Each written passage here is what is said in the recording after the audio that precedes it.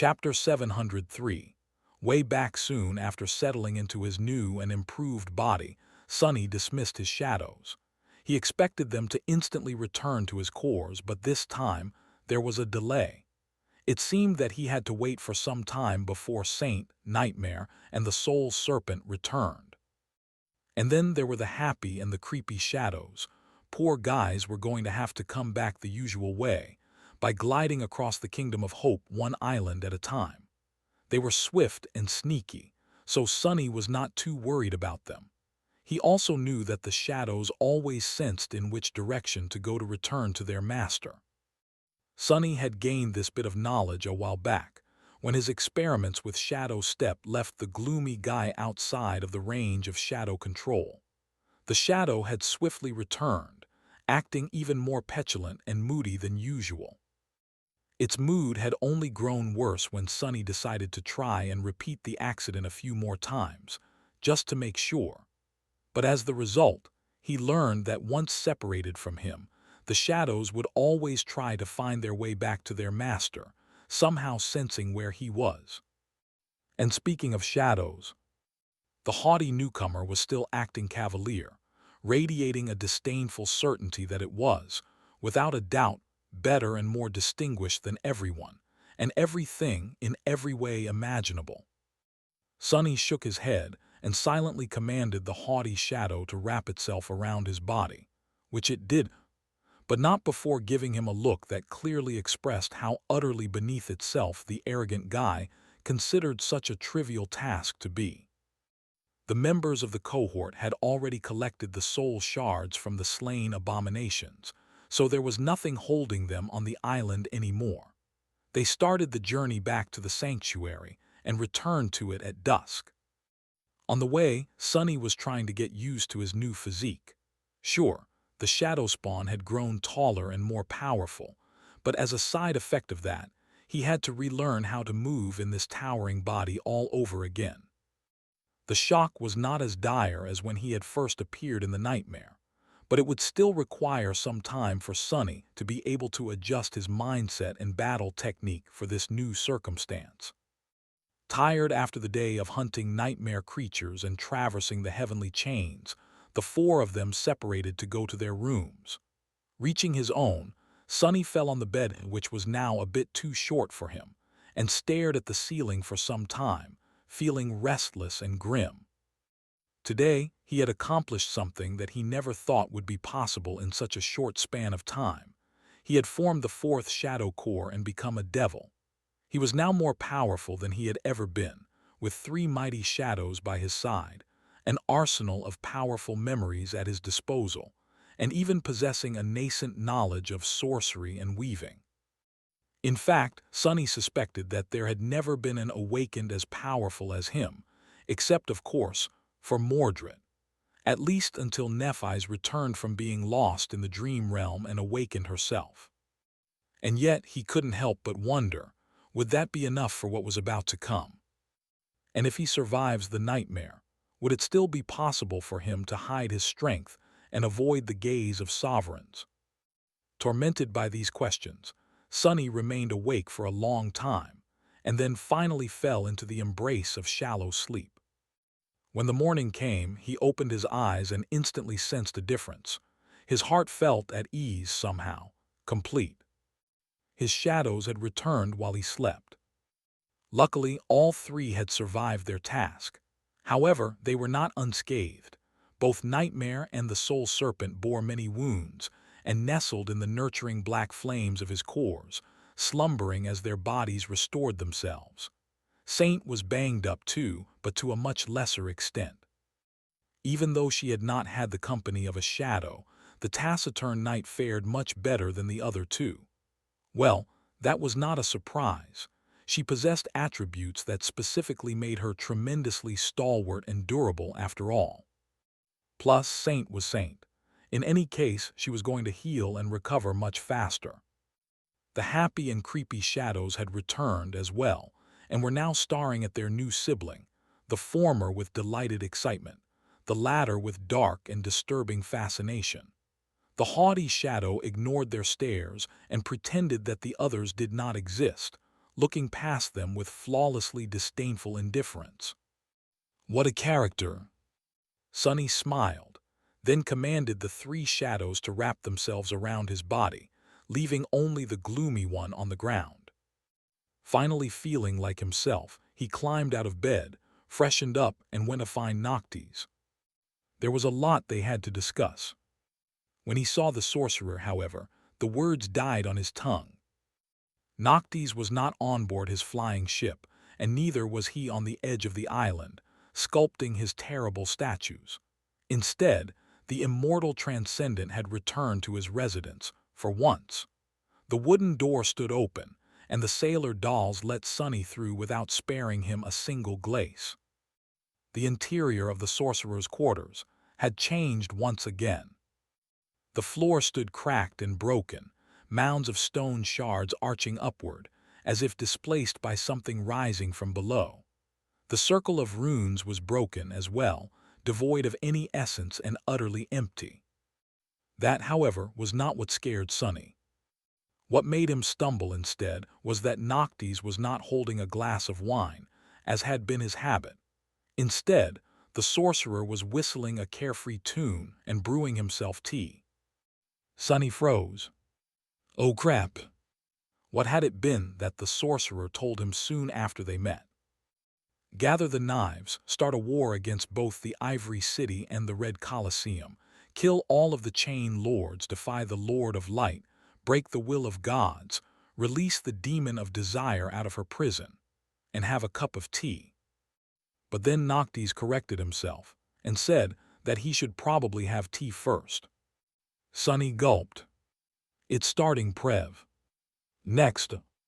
As Sunny was standing still, petrified by what he saw, Noctis finished brewing the tea and poured the amber liquid into a beautiful porcelain cup.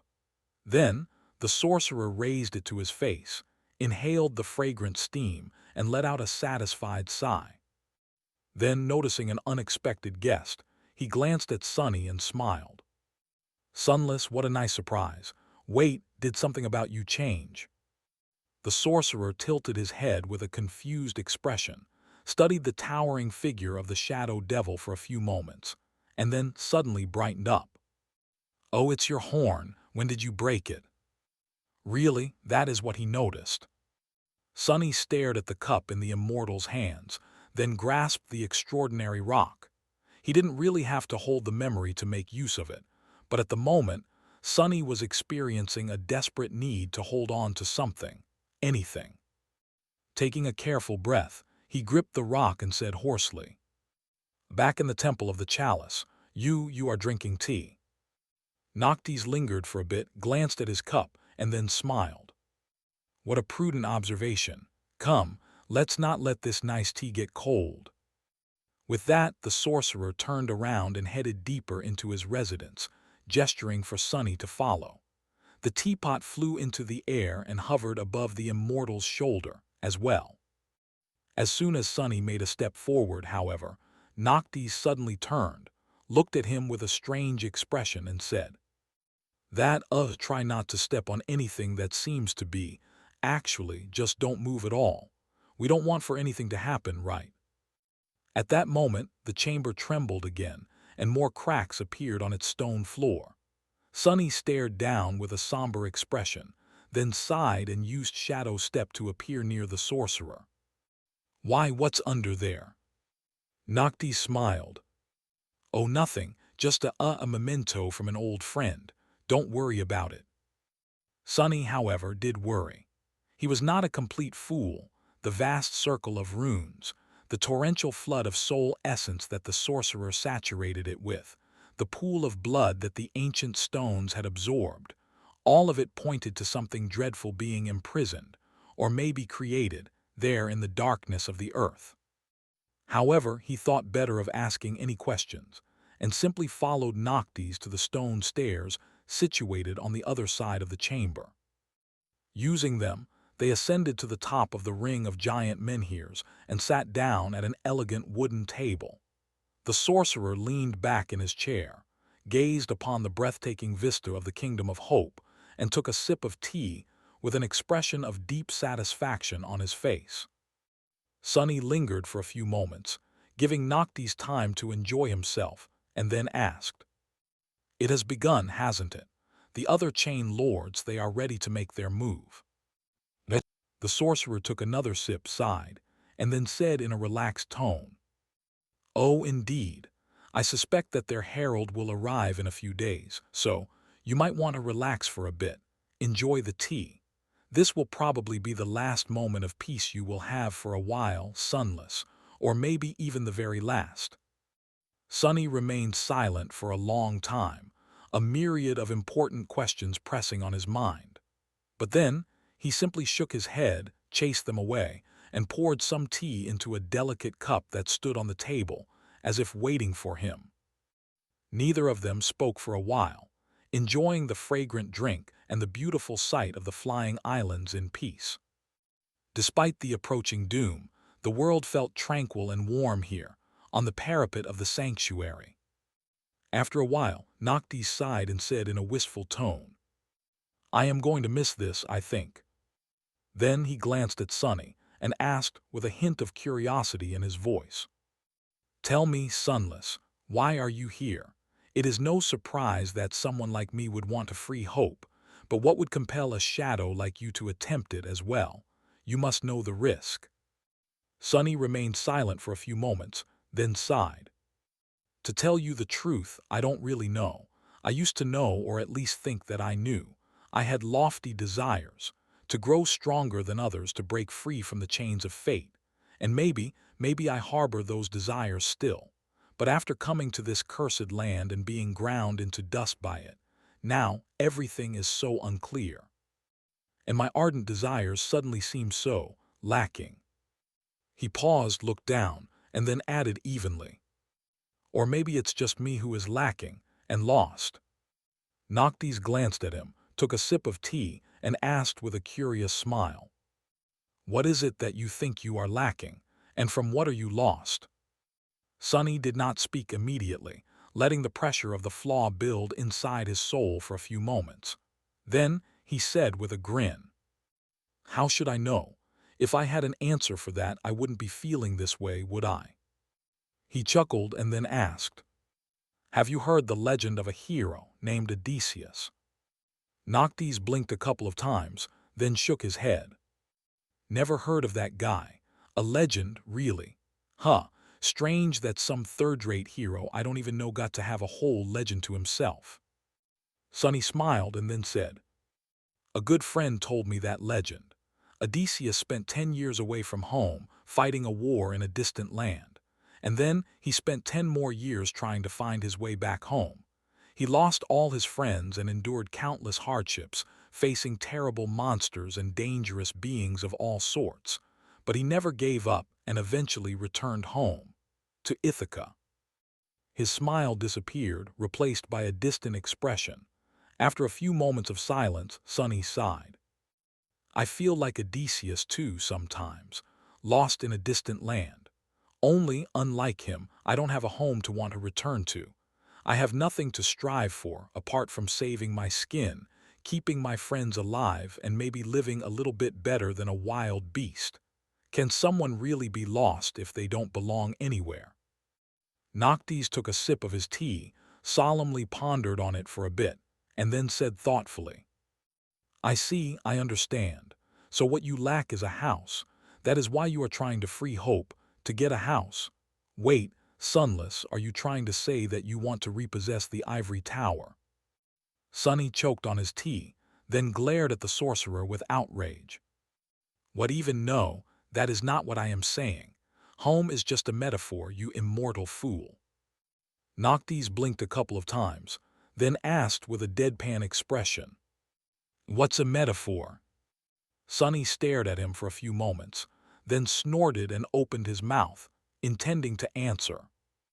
Before he did, however, a loud rattling of chains resounded in the air, and the whole sanctuary shuddered slightly beneath them. No, it was the island itself. The whole island trembled. Sunny froze and then asked, his voice tense and grim, "What the hell was that?" Noctis calmly finished his tea, closed his eyes in delight for a moment, and then looked west. It's their herald, I guess. He seems to have arrived sooner than I expected. Ah, what a bother. We didn't even get to drink the whole pot. Noctis sighed, then placed his empty cup on the table and stood up. He straightened the folds of his silk garment, then shook his head with a slight smile and headed across the stone plain of the menhirs. Sonny scrambled to catch up to him, full of apprehension. The first thing he said to the sorcerer, however, had nothing to do with the messenger of the chain lords. A metaphor is a figure of speech, sort of like an analogy. Noctis glanced at him with surprise. I must say your composure is commendable, Sunless. However, do you really think that this is very important right now? Come now, we need to meet our visitor before he reaches the sanctuary. The sorcerer gestured at the silhouette of the flying ship that hovered some distance away, almost at the same height as them. Sonny summoned the dark wing, and then said, no, I don't. Why can't we meet the herald here, though? No, wait. If he did not even reach the sanctuary yet, why is the island shaking? Noctis shrugged and gracefully rose into the air, flying toward the ship.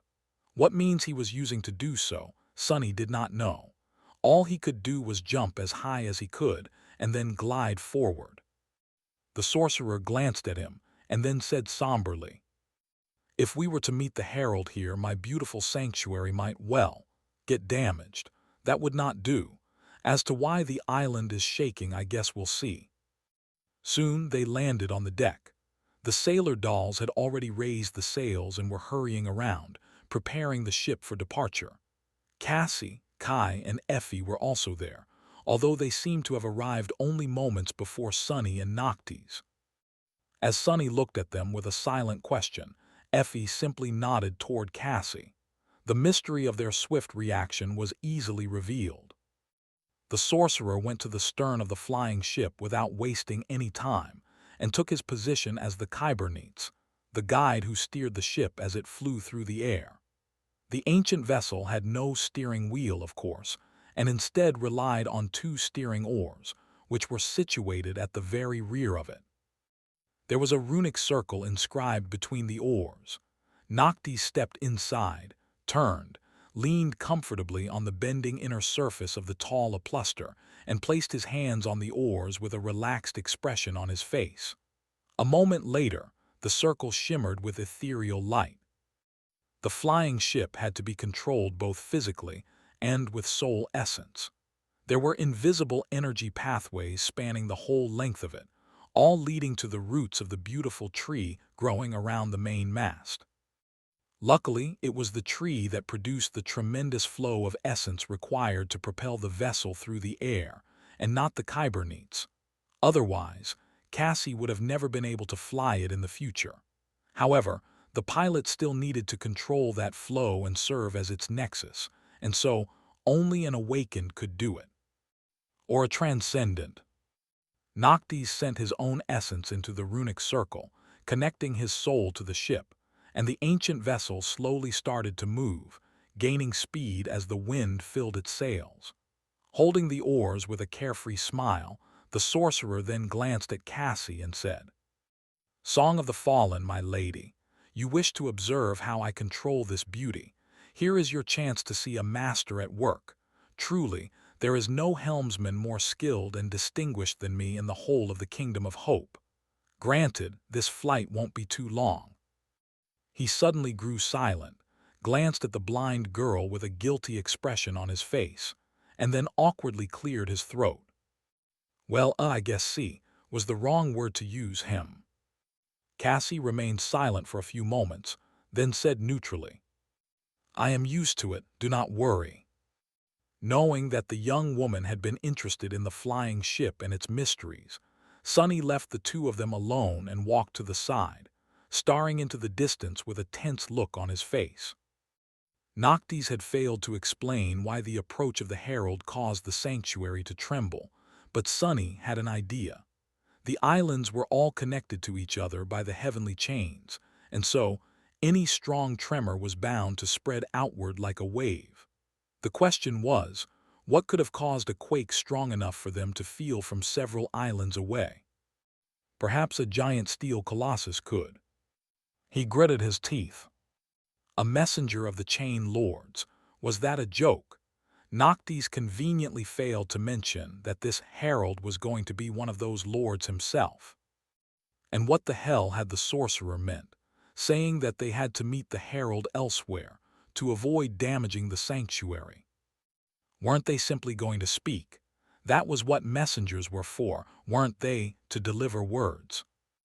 As several islands flowed past beneath the speeding ship, he suddenly caught sight of an especially familiar one. Of course, in this era, it looked different. The Iron Hand Island was still rather large and covered by soft grass, but the ancient stone columns that had been broken in the future still stood tall, forming 3 concentric circles. From above, they seemed like a giant sundial or moondial, perhaps. And of course, there was no colossal iron hand laying in the center of the island to give it the peculiar name. At least not yet. Sonny suddenly felt cold shivers run down his spine. He didn't have time to think about it more, however, because, at that moment, something else attracted his attention. Some distance away, shrouded in the haze of dawn, he could see the neighboring island. Currently, it was in a higher position than them.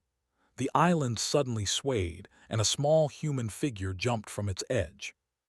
Or rather, it just seemed small because of the distance. Sonny felt Kai grow still and tense by his side. As the sun shined on its steel surface, the figure flew through the air, covering an unimaginable distance with its leap. It seemed to be moving slowly, but Sonny knew that this was just a mirage caused by the scale of things. And indeed, the radiant figure grew larger and larger with each moment, turning into a brilliant steel giant as it drew closer. Easily breaching several kilometers with his jump, the giant landed on the surface of the Iron Hand Island, causing the whole of it to lurch sideways and sway. The heavenly chains rattled wildly, and a cloud of debris was raised into the air. Not paying the chaos he had caused any attention, the colossus then slowly straightened, grew motionless, and then slightly turned his head. He was looking directly at the flying ship, no expression written on his beautiful steel face, 2 suns reflecting in the polished surface of his steel eyes. The Sun Prince had come to deliver a message to Noctis. Looking at the Colossus, Sonny understood why Kai had called him terrifying. Sun Prince stood at nearly 90 meters tall, towering above the island like a mountain of steel. He was cast in the shape of a noble warrior wearing light armor. The surface of the armor was polished and shone blindingly in the sun, while the rest of the giant was dull and gray. The colossal statues of the 7 heroes of the Forgotten Shore, including the walking one Sonny and the cohort had ridden once, were more than twice as tall, but it was hard not to get shocked by the sheer mass and crushing presence of the transcendent chain lord, or rather, of the steel shell he was entombed within. A sickening feeling of fear grasped Sonny's heart, which he then strangled and banished, looking at the towering lord with a grim expression. He had a reason to feel fear, however. A half-forgotten image of a nightmarish scene flashed before his eyes, a fragment of a nightmare where he stood petrified on a blood-soaked battlefield, watching in horror as a giant steel soul descended from above to turn him, and his fellow soldiers, into puddles of crushed bones and bloody sludge. And another, a memory of endless, harrowing torture that he had endured at the hands of his brother, of a human-shaped cage and a pit filled with molten metal. And finally, the last one, the vision of a giant steel corpse swinging forlornly in torn chains, upside down, its chest shattered by some devastating strike. So this was Sun Prince. Sonny had never met him, and yet it felt as though they were old acquaintances, for better or worse. As the giant stared at the flying ship with a motionless face of a statue, Sonny turned to Noctis and scowled. "And now what?" The sorcerer sighed, then moved one of the oars, sending the vessel into a descent. His carefree smile was starting to look a little forced. "Now, well, we go and talk to him, I guess. Have a civilized discussion." Sunny turned back and looked at Sun Prince for a bit, then said somberly, "Do you think he knows that it was you who erased his memory of hiding the ivory knife, causing him to experience 100 years of torture and then end up in this state, and that you actually stole it instead?" Noctis suddenly choked, causing the ship to careen sideways, and hissed, "Say it louder, will you?" Sunny froze. "Oh, sorry." The sorcerer righted the vessel, then said with outrage, "First of all, I did not cause anything. I just granted a colleague's request. Back then, we did not even know that hope was driving us all mad, so how was I supposed to know what will happen? Secondly, I did not steal the ivory knife. I just happened to find it where he had left it, all right, by pure coincidence. And lastly," he paused and then added in a darker tone, "I am not sure that he really knows anything anymore. He is still alive, somewhere inside, but I don't think he is fully sentient. At least I hope that he is not." The ship approached the ground in somber silence, stopping just outside the first ring of pillars, and hovered in place. Noctis lingered for a few moments and then let go of the oars. However, he did not command the sailor dolls to lower the sails. The sorcerer straightened his garments and then inhaled deeply. "Let's go and see what he has to say, shall we?" Sunny glanced at his friends, then shook his head and followed Noctis. There was a high chance that they were going to witness a brawl between saints. He was sure that everyone understood what danger they were all in. The last time he witnessed two saints fighting, a whole island had been destroyed and crumbled into the sky below. Sunny and Cassie had only survived that terrifying clash by promptly running away, and even then just barely. What was going to happen today? And was Noctis strong enough to ward off the Colossus? Somehow it was hard to imagine anything, let alone the flimsy sorcerer stopping that mountain of steel. But Noctis was no fool. Surely, he had a plan. His madness was of an insidious kind after all. He would not have risked his safety and his desire to free Hope without having a way out. Together, the five of them disembarked the flying ship, landed on the soil of the Iron Hand Island, and walked between the tall pillars. They approached the very center of the giant moondial and stopped there, waiting. When they did, Sun Prince finally moved, walking toward them with a measured gait. With each of his steps, the island trembled, causing the heavenly chains to rattle and their hearts to tremble. Sunny was staring at the approaching Colossus, feeling worse and worse about the situation. All his shadows were yet to recover, and so he was left with nothing but his own strength to react should something happen. Well, his own strength and that of his cohort. But what could they do against this monstrosity, even together? Finally, the giant reached the pillars and stopped outside the outward circle, looking at them from high above.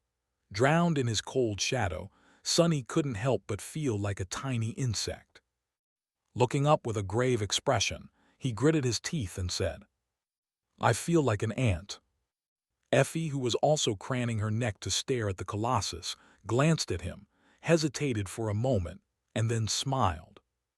"You are not an ant, Sunny. You are a cockroach, remember." He blinked a couple of times, then slowly grinned. Somehow, that made him feel better. And then, a thundering voice suddenly resounded from all around them, making their bones rattle.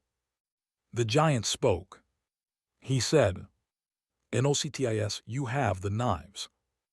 The voice of Sun Prince did not sound human, but neither did it sound robotic.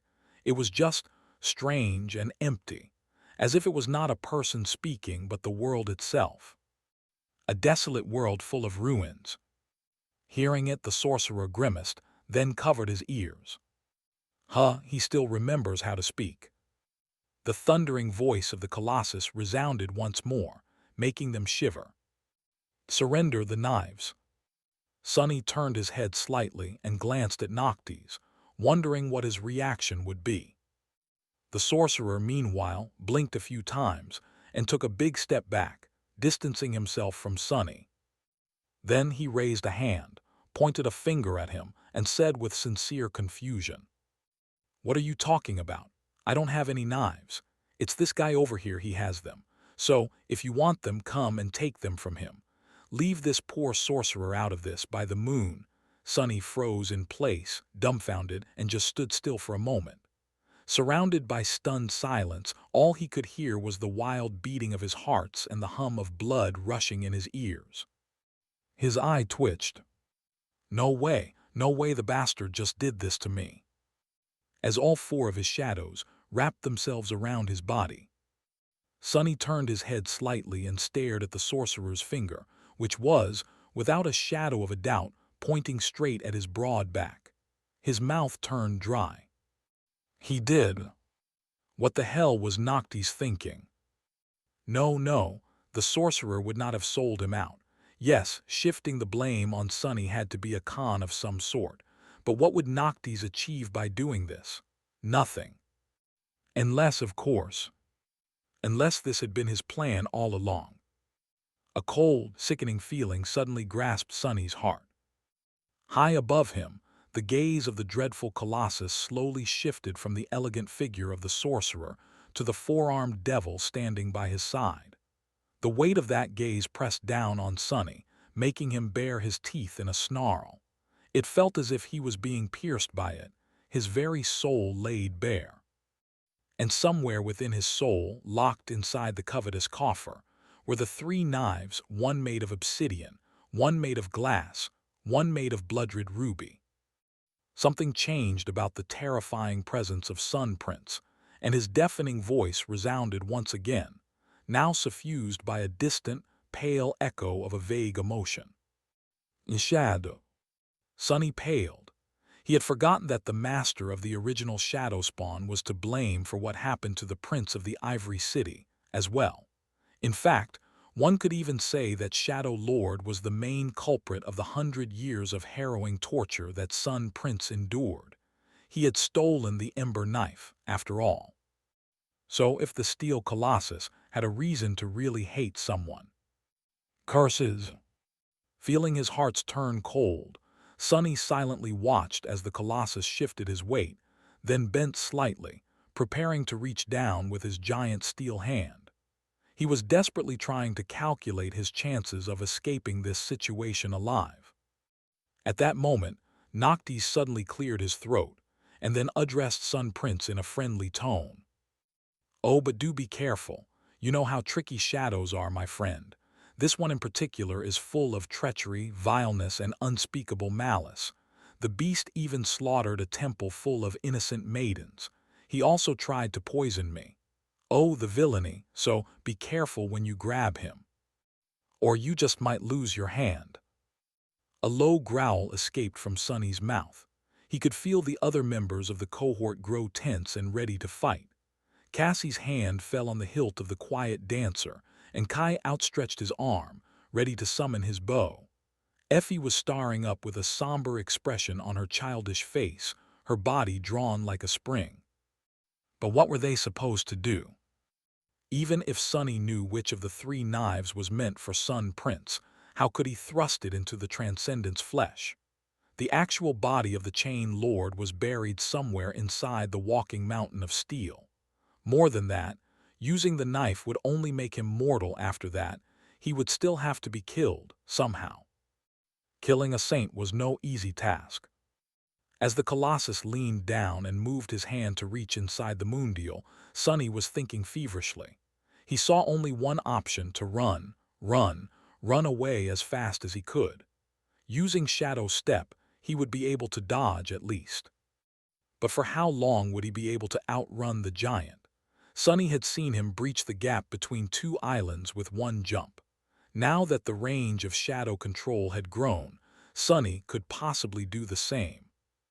The difference was that a single jump like that was going to drain all his essence, while Sun Prince would be able to pursue him indefinitely, tireless and inescapable like death itself. Damn. The world suddenly grew darker, the sun obstructed by a giant palm. It was open, descending from above like a vast plain of gray steel. It was as though the sky itself was falling on his head. Effie took a step back and hissed, "Sonny, what do we do?" Frozen in place, he hesitated for a moment, and then said, "Nothing, don't do anything, don't move." There was no point in trying to fight Sun Prince, or even running away. Because, as the steel colossus leaned over the outer ring of the ancient moondial, the tall pillars shone with ethereal light, suddenly flooded with a mind-boggling amount of soul essence. A myriad of runes revealed themselves, carved in a vast circle that encompassed the whole structure.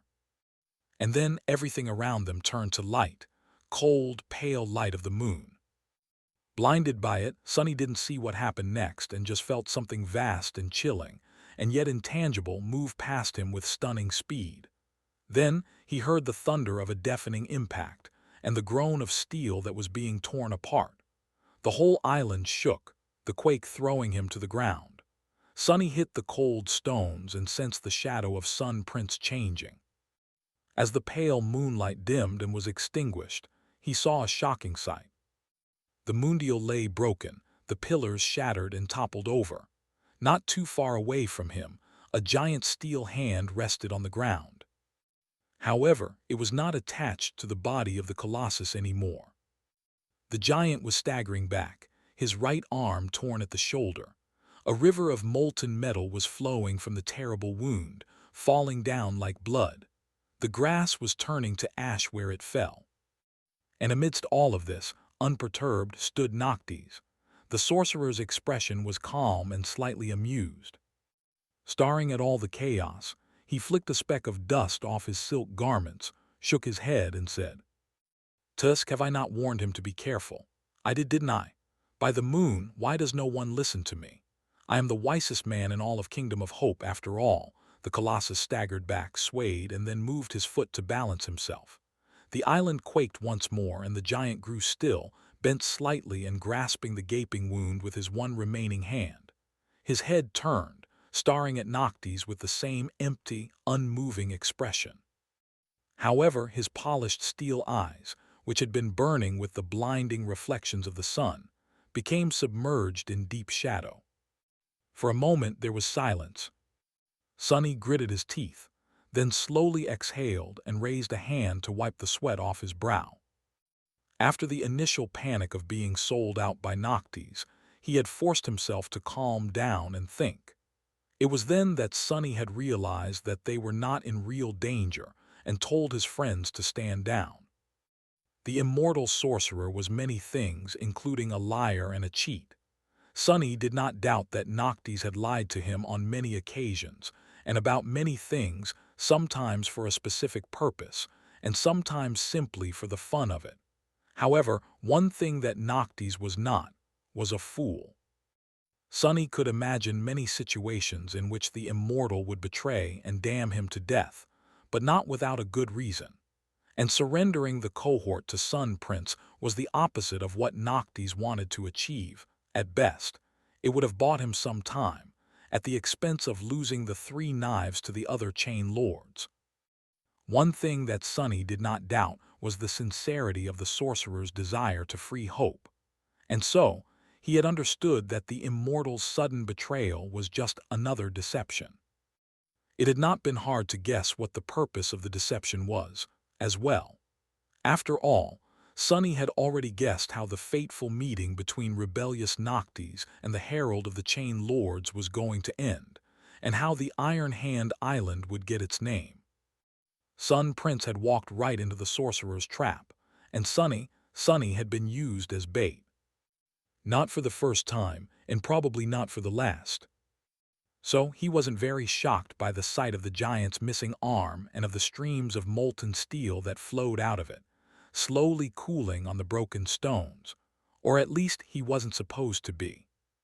In reality, the scene in front of him was so striking, so tremendous that it was simply impossible to remain untouched by the vast and poignant scale of it. Still, he turned to Noctis, remained silent for a moment, and then let out a low growl. "You could have warned me, you know." The sorcerer looked at him with sincere confusion, Then he smiled and said, But what if I changed my mind at the last moment? Then, warning you would have made me a liar. I have a reputation to uphold, don't I?"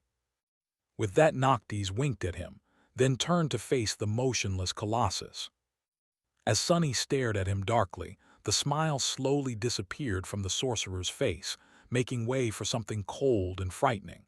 His gray eyes shone with distant moonlight, and in that moonlight there was madness. Taking a step forward, Noctis suddenly appeared to be taller than he had been, his previously contained presence spreading over the world like a flood. Sunny shivered, feeling like prey being stalked by a hungry predator. The air suddenly seemed to smell of blood, the light of the sun appeared slightly dimmer, and in the echoing silence, they could almost hear the howls of countless beasts. Even though Sunny knew and somewhat trusted Noctis, he suddenly felt scared. And he wasn't even the focus of the immortal's furious gaze. Instead, it was aimed at the hunched Colossus. The sorcerer grinned, revealing his canines, and spoke, his clear voice flowing across the island like a river of blood. "Surrender the knives." "Ah, I don't think so, my old friend. If I do, how will I kill you and your vile brother?" He laughed and then took another step forward, raising his hand. A toppled pillar that blocked his path exploded into a rain of shards and stone dust, obliterated in a split second. "And that is what I intend to do. You, Severus, Solvin, I'll kill you all, break the chains that bind the demon of desire and set her free." Noctis took another step and then stopped, staring at Sun Prince with ruthless determination. "So if you want to take the knives, you'll have to take them off my cold corpse. Oh, wait, you can't. I am immortal." He threw his head back and laughed again. This time, the sorcerer's laughter did not seem carefree and infectious. Instead, it was chilling and full of madness. The steel colossus looked at him from above, unmoving. His face was motionless and unexpressive, like that of a statue. However, it seemed as though the shadows veiling his eyes grew even deeper. Noctis shook his head and then said with disdain, "Oh, but you can try, of course. Go back and return with the Sun Legion, with the Dragon Severax, with the warriors of the Red Colosseum, with Solvin. You know where to find me, and I'll be waiting to welcome you." The giant continued to stare at him for a while, the molten steel flowing between his fingers. Sunny held his breath, not knowing what was going to happen next. Then Sun Prince straightened, turned around and walked away, making the island shake with each step. He reached the edge of it, stepped down on the heavenly chain, and continued walking, somehow keeping perfect balance. The chain was colossal in its own right, and yet the giant made it seem like a thin rope being traversed by a rope walker. Soon he reached the neighboring island, climbed on it, and disappeared from sight. Only the rattling of chains and the tremors running through the ground from time to time reminded them of his visit. Well, that, and the giant hand laying not too far away from them. Sunny studied it for a while, then walked over to Noctis and asked, his voice low and cautious, "Not to complain, but why let him go? Wouldn't it be easier to kill him right here and now? We won't get another chance to catch him alone, most likely, and judging by how easily you took his arm off." Noctis did not respond immediately. Instead, he slowly turned his head, looked at Sunny coldly, and then gracelessly fell on his butt, his face pale, his chest rising and falling wildly and his breath hoarse and labored. The sorcerer cursed, looking as if he was about to vomit. "Easily? Are you insane? I am at my weakest during the day, remember. And that strike gods, I spent several centuries infusing this shrine with moonlight. Do you think there's another one just laying around nearby? Just be happy he believed my bluff. Otherwise, things might have turned really ugly really fast for us." Sunny stared at the sorcerer with wide eyes for several long moments, then shook his head and sighed. "Lunatic, you damned lunatic, by the moon, I take it back. You are a fool. It was only later, when they returned to the flying ship and looked down upon the devastation that the short and furious clash between Noctis and Sun Prince had created, did the understanding of what had happened finally settled in their minds. There was no going back now. The War of Immortals had finally started. Soon, the whole of the Kingdom of Hope was going to be turned into a battlefield and drowned in blood by its frenzy. And then, the repercussions of that madness were going to spread outward like a tidal wave, changing the world forever. Looking down, Sunny couldn't help but shiver. The broken pillars, the severed hand of a giant, the ash swirling in the air, this place, this event, this moment in time. Was that the spark that would eventually ignite another, much more terrifying war? A war between gods and demons, one that would destroy them all and bring about the end of the world, the war to end all wars. He still suspected that it was the unchaining of the demon of desire that had set it in motion. Looking down, Sunny silently whispered. But then came desire, and with it came direction. Turning his head slightly, he looked at Noctis, the person who had started it all. The sorcerer seemed calm and without a worry in the world. His beautiful face was pale with exhaustion, but other than that, he did not look too different from his usual self, not at all like a person who had potentially ushered in the obliterating apocalypse. Did he not understand the consequences of his actions? Or did he understand them far better than Sunny ever could? With a sigh, Sunny threw one last glance at the Iron Hand Island, now truly and once again deserving of its name, and walked to sit beneath the branches of the sacred tree. Despite the fact that he had not done much, he felt exhausted, too, and there was a lot he had to think about. On the way back, Sunny remembered the future. He had been to the Iron Hand Island many times, had seen the toppled pillars and the severed arm of a giant, and had even sketched and described them in detail for an exploration report. And now he had witnessed how the island came to be in that state. Another event from the distant past had repeated itself inside the nightmare almost to a T. Sunny had already formed a theory that fate was like a current, always pulling things toward an inescapable conclusion after the destruction of the Temple of the Chalice. The details could be changed, but the result seemed to always be the same. The events that had transpired on the Iron Hand Island only cemented that theory. By all accounts, the appearance of the cohort and Mordred should have drastically changed the flow of history in the Kingdom of Hope. They had accelerated the start of the war and even slain one of the Chain Lords. If not for them, Noctis would have most likely spent several years searching for a way to make a deal with Weaver, and only then rebelled against the other immortals. Those several years were, perhaps, the countdown to the blossoming of the nightmare seed. If no awakened appeared to challenge the nightmare by then, the seed would have bloomed. Was that the logic? Seeds blossomed when the conflict inside them resolved itself and fate repeated unchanged. Before, Sunny had thought that the task of the challenger was to resolve a conflict that would have otherwise remained unresolved. But now, knowing what he knew about the Chained Islands and the Kingdom of Hope, he realized that he had been wrong. With or without his help, Noctis was always going to start a war. The Ivory Tower was always going to break free from its chains.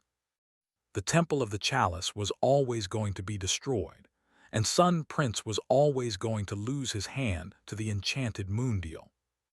Come to think of it, his first nightmare would have resolved itself without his intervention, too, one way or another.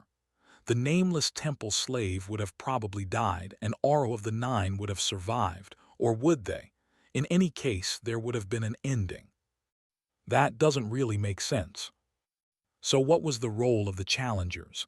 If the conflict could resolve itself, why were they here? What did the spell want from them? Prove that they were equal to the heroes of the past. Do it better than them. Simply survive.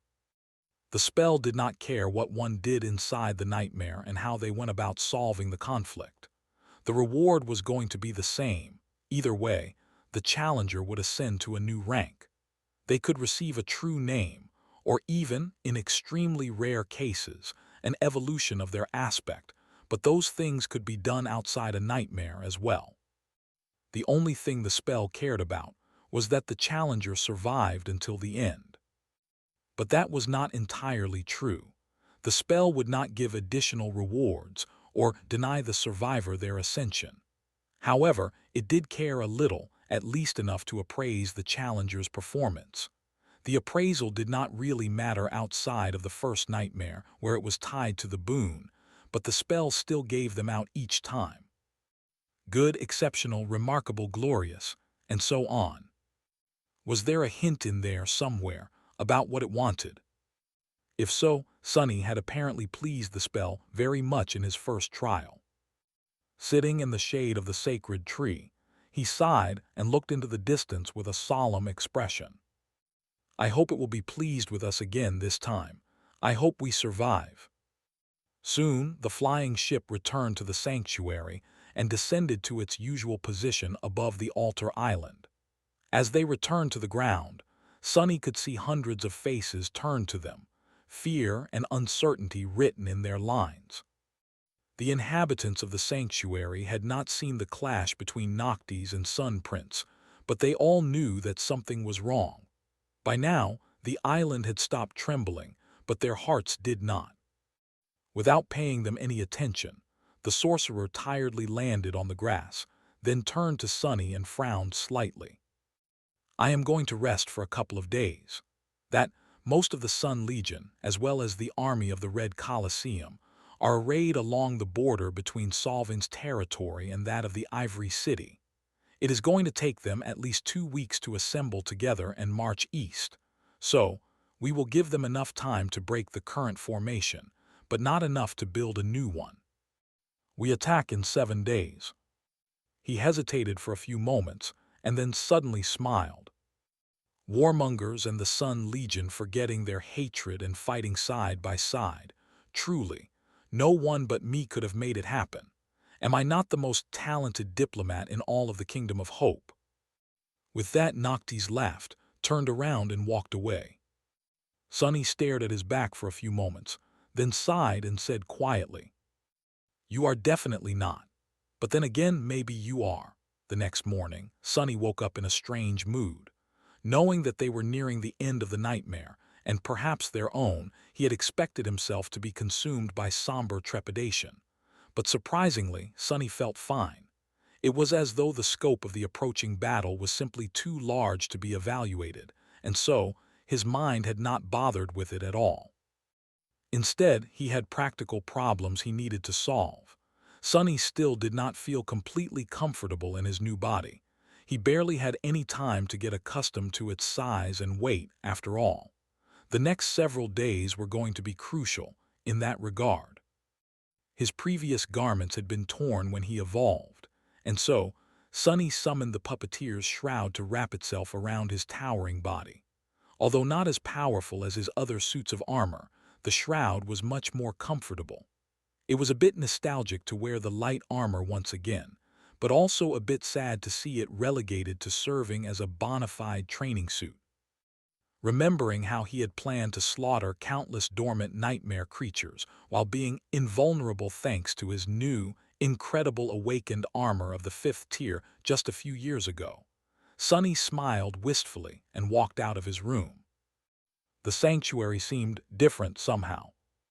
The ring of giant menhirs was the same, and so was the beautiful garden. However, the people living in the ancient shrine had changed. They were hurried and full of fear, moving with panic speed and feverish determination. Sonny noticed a few familiar faces. The old woman he had seen on his first day here was standing alone, a lost look on her face. The young woman was carrying the frightened child in her hands and a heavy pack on her back. The kind man with a neatly trimmed beard was gritting his teeth, his hand resting on the worn hilt of his sword. He sighed and looked away. An immortal transcendent had started this war to free a demon from a prison built by a god, but these little people were the ones that were going to suffer the most as the result. In fact, they had been the ones to suffer the most throughout all of this, from the destruction of the Kingdom of Hope to the madness she had cursed this land with, to now. He had been one of the little people himself, once. Now he was a devil destroying their lives. Sonny remained motionless for a few moments, then looked up at the sound of steps approaching him. He saw Effie and Kai, both wearing their armors and packs, as though ready to go on a long hunt. He raised his eyebrows. "Going somewhere?" The little girl glanced at the masked cripple and then shrugged. Kai meanwhile smiled. Even though Sonny could not see his face, he could tell by his eyes. He could also tell that the smile was tinted with sadness. The archer simply nodded. "Yes, we are leaving." He hesitated for a moment, then added, "Not for long, of course. We will be back before the week is over. You see, the sanctuary, it was a shelter for those who wanted to find peace in this land of madness. But now that Noctis started a war, and both the Sun Legion and the warmongers are marching to raze it to the ground, that shelter is no more." Effie shook her head, then sighed. "The West belongs to the warring cults of War and Sun. The South is abandoned and overtaken by nightmare creatures. The North, well, you know. These poor fools have nowhere else to go. So we are going to guide them to one of the great chains and help them cross to the other side, and leave the kingdom of hope behind forever." She scratched the back of her head, then said thoughtfully, "Actually, we are not even sure if the nightmare goes that far. Maybe there's nothing out there beyond the chained island. And yes, we know that these people are not even real. Still, we thought that we'd at least try. Cassie even went and convinced Noctis to lend her the ship to help transport them." Sonny stared at her surprised. The little girl raised her chin. "What? I know that it's stupid. People need to do stupid things sometimes, you know." He slowly shook his head. "No, actually, I don't think that it's stupid at all. It's just, the three of you are going, so why didn't you invite me as well?" Effie grinned. "You have stuff to do. How are you going to get used to that lanky body of yours while babysitting a bunch of refugees? So, don't be lazy and get that stone girlfriend of yours to beat you black and blue while we are gone. We have a date with 2 whole armies in a week's time, remember." Sonny made a sour face, then looked away. "Believe me, I remember. I am going to train hard." Kai gripped his shoulder for a moment, well, the top of one of his lower arms that were in reach anyway, and then the two walked away without saying anything else. There was no need to say goodbye. With them gone, Sonny suddenly felt a bit lost. Shaking his head, he threw stupid thoughts out of his head and walked to the center of the garden, intending to spend the rest of the day practicing with the cruel sight. Saint would have probably healed enough to be summoned, too, so he had his work cut out for him. Finding a secluded spot near the clear lake, Sonny went through the intense set of steps and exercises that he had developed to condition his body for the shadow dance. Of course, that had been in his human body.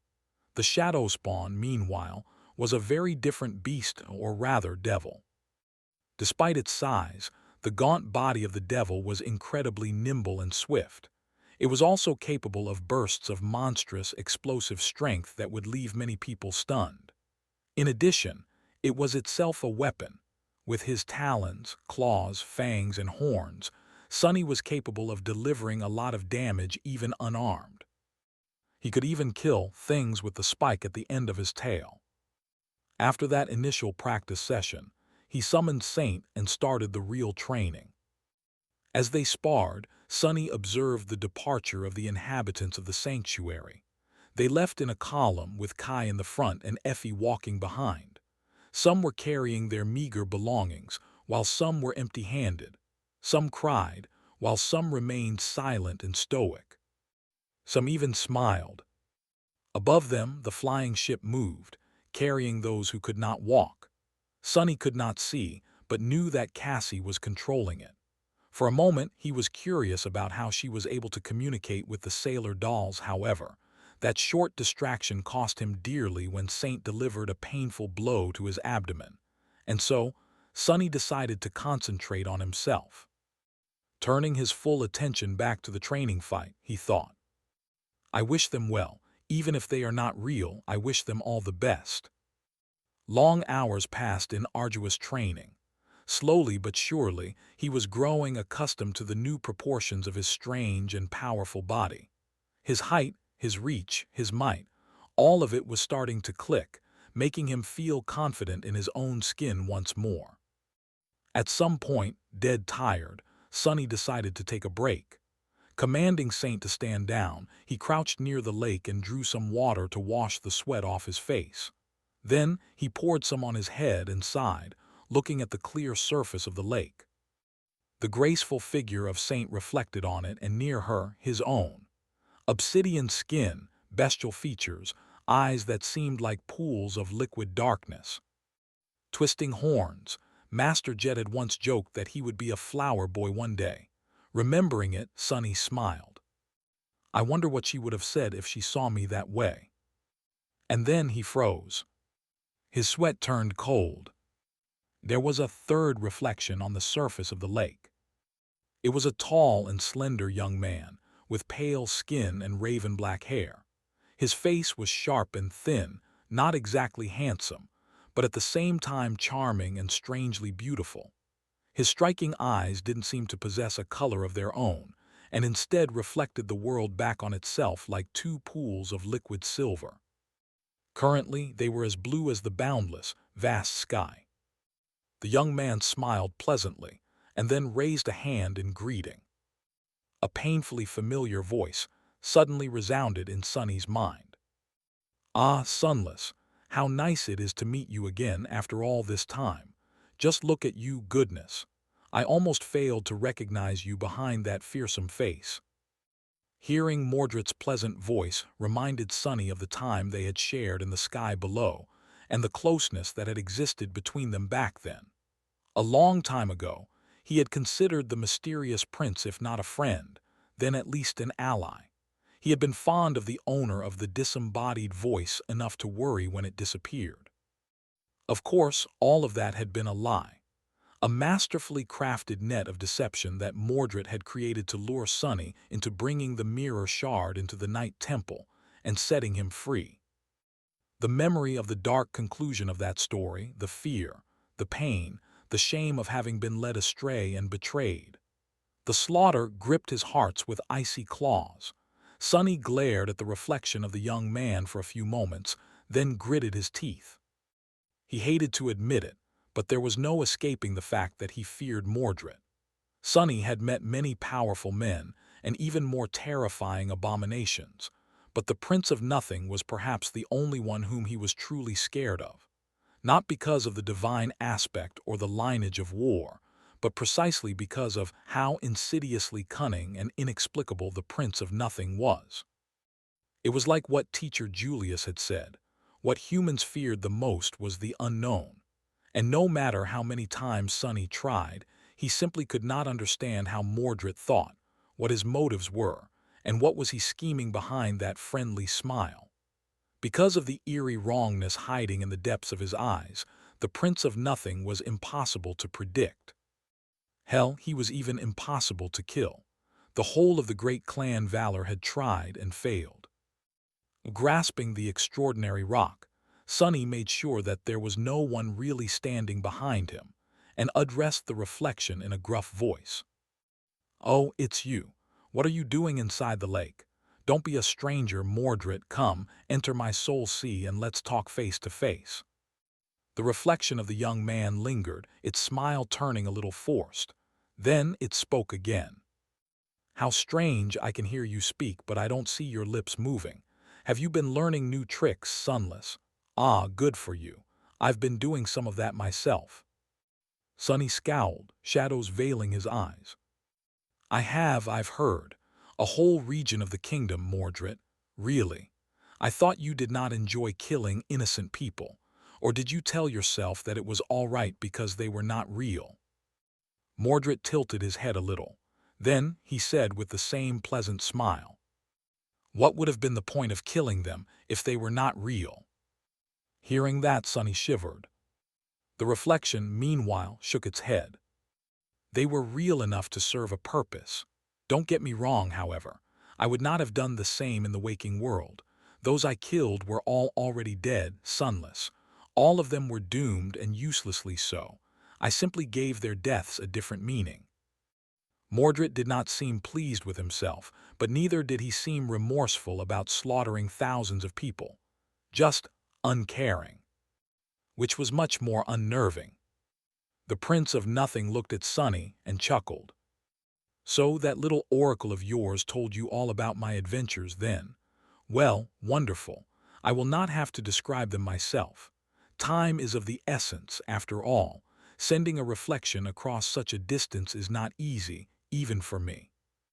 Sunny lingered for a few moments, then sighed and crossed his forearms. She did, even if I would not have used the word adventures to describe it. What do you want, Mordred? The reflection remained silent for a bit, then smiled. Why, what else? To conquer the nightmare, of course, don't you? A low growl escaped from Sunny's mouth. I do. Stop playing games and just tell me what it is that you want from me. Mordred sighed. Well, if you insist. What I want is rather simple, which is not to say easy. I want you to keep Noctis alive at all costs. Sunny blinked. What is he trying to make me do? Does he really want me to protect Noctis, or is he hoping that I will do the opposite of what he wants and kill Noctis instead? Why would he want Noctis dead before the war even started? No, wait. Maybe he really does want Noctis to live. Arg. Damned Mordred. I hate that lying bastard. He stared at the reflection with a dark expression, and then said evenly, Is that all? The Prince of Nothing smiled. Yes, that is all. If you can accomplish this simple task, I can guarantee that we will conquer the nightmare and escape it alive. Sunny snorted. You can guarantee it, can you? How? What are you planning? What about Hope? Will you try to free her, or have you found a way to restore her prison to its original state? A gust of wind suddenly disturbed the surface of the lake, and the reflection of the banished prince became distorted, swaying with the water. He spoke again, his voice sounding a little distant. Ah, how inconvenient. It seems that I have run out of essence, until we meet again, Sunless. Sunny clenched his fists. This again. Disappearing just when you have to answer a question, bastard. You do understand that we are on the same side right now. We can kill each other after we ascend, but first, we need to survive the nightmare. Mordred laughed, his voice growing ethereal and almost inaudible. Not a bastard, ah, I wish I was. With that, he was gone. The reflection disappeared from the surface of the lake, and Sunny was left alone once more. He glared at the clear water for some time, then grimaced. A simple task, as if anyone can keep up with that lunatic, let alone keep him alive. With that, he gritted his teeth and rose to his feet. It was time to continue his training. Time was short. A few days passed. The sanctuary stood empty and silent.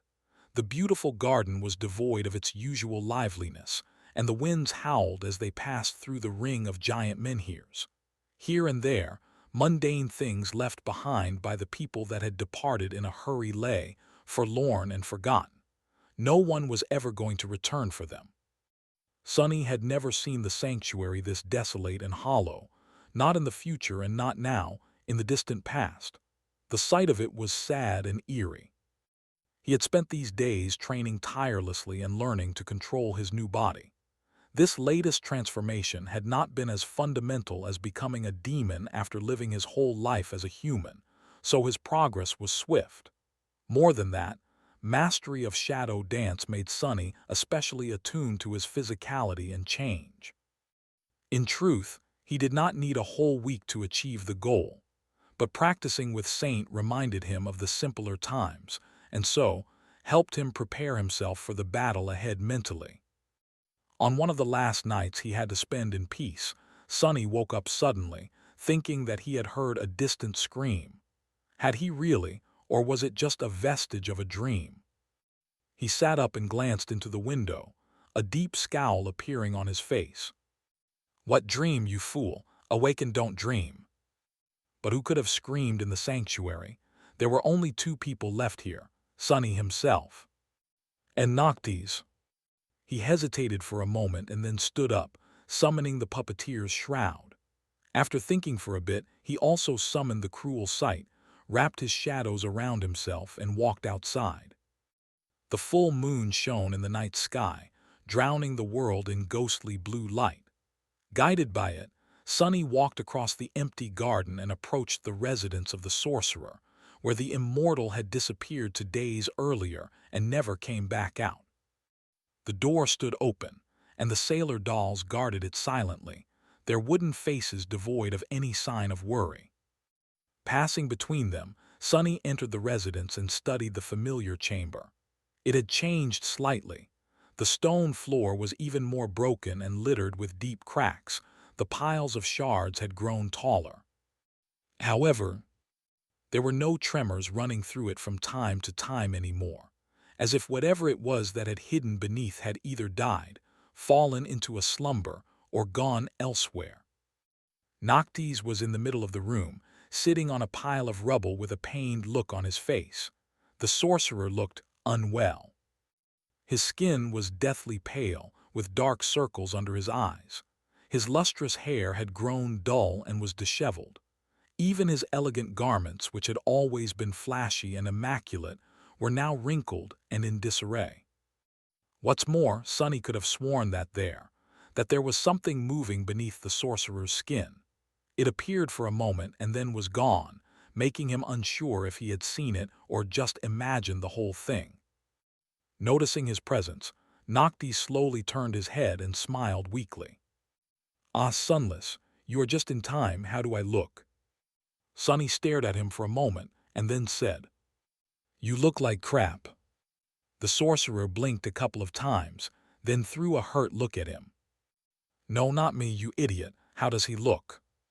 With that, Noctis gestured at a sailor doll that stood motionlessly a few steps away. Sonny had grown so accustomed to the silent mannequins that he did not pay the doll any attention after registering its presence and position. Now, he took a closer look and raised his eyebrows, confused by what he saw. The sailor doll was about the same height as Noctis, dressed in his best silks and wearing a gorgeous black wig. It stared senselessly in front of itself and held a glass of wine. He tilted his head, opened his mouth, then closed it, then opened it again. "What the hell?" The sorcerer shrugged. "Well, we are going to unexpectedly attack the Ivory City, are we not? Surely, the other chain lords would notice if I suddenly disappear from the sanctuary. So, I prepared this doll to make it seem like I'm still here." He smiled proudly and looked at Sonny with a glint in his eyes. Sonny covered his face with a palm for a moment. "Do you really think that this thing will fool anyone? Have you lost your mind? I mean, lost it even more?" Noctis glanced at him in confusion and then laughed. "Oh, I forgot the last touch." With that, he raised his hands and clapped them a couple of times.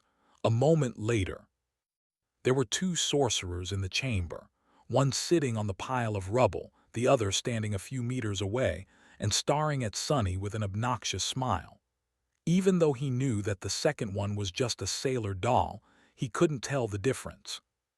"How about now?" Sonny gulped. "Yeah, it looks fine." The sailor doll remained motionless for a bit, then raised the glass of wine to its lips, pretending to drink.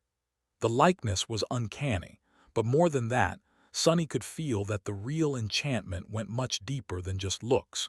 He could actually feel a suffocating presence radiating from the mannequin, similar to what he had felt on the Iron Hand Island from Noctis himself. Looking beneath the surface of the sailor doll, he was stunned to see something that looked exactly like a transcendent soul core burning in its chest. Sonny slowly inhaled. If Cassie were to look at the mannequin, would she have seen an aspect name and a list of attributes? "Better than fine. It is very convincing." Noctis grinned, then rose to his feet with a grimace. Once again, it seemed as if something moved under his skin, but a second later, he seemed fine. Good, well then, one last thing left to do before we leave. Follow me.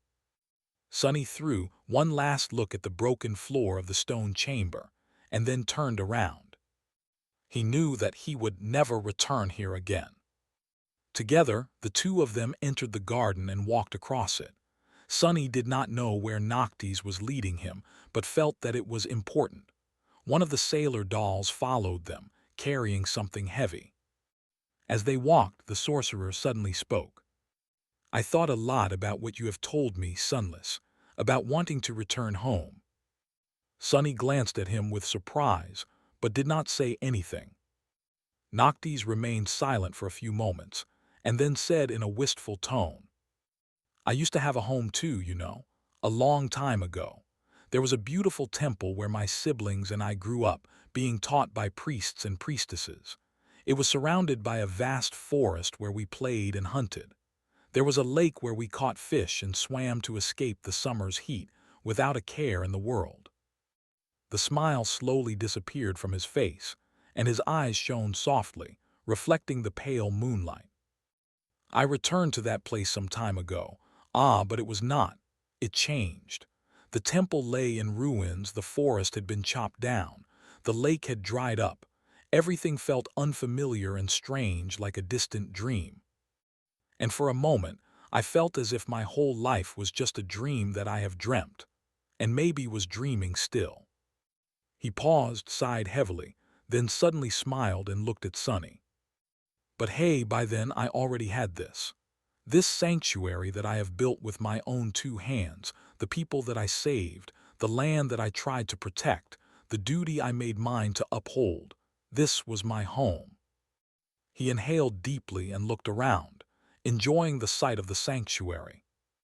Sonny suddenly realized that the sorcerer was, perhaps, seeing it for the last time. His face grew heavy. After a few moments, Noctis said, What I am trying to say, Sunless, is that you don't need to belong somewhere or to something. You just need to make something belong to you. That is how you can find home. The sorcerer hesitated, and then added with a proud look on his face. I mean it as a metaphor, of course. Sonny looked at him for a long time, then smiled. That was a great metaphor. Noctis grinned. It was, wasn't it? Well, why wouldn't it be? I am the most learned man in all of the Kingdom of Hope, after all. At that moment, they passed between the menhirs and approached the edge of the island, where the ugly monstrosities that Noctis had called statues of him stood. There were 14 of them, each at least twice as tall as Sonny and cut of solid marble.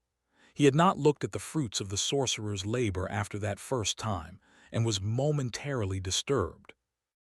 If the first statue could have been remotely called an image of a person, the rest of them, without a doubt, resembled terrifying abominations much more.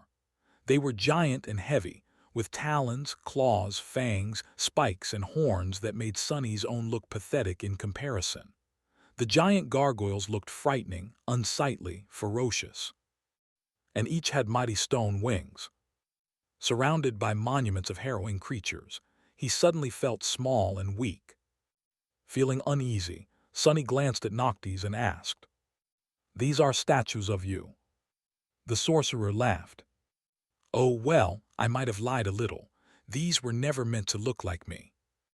With that, a sailor doll silently appeared from the darkness, carrying a heavy box that was wrapped in thick, heavy chains. As soon as Sonny saw the box, he felt his heart turn cold, and muffled whispers invade his ears. Involuntarily, he took a step back. What the hell is in that thing? Noctis calmly took the box, which trembled slightly, as if something inside was trying to break free. At the same time, Sonny thought that he noticed a movement under the sorcerer's skin. The immortal grimaced and then said, Souls, a few especially vile souls that I have collected across the centuries.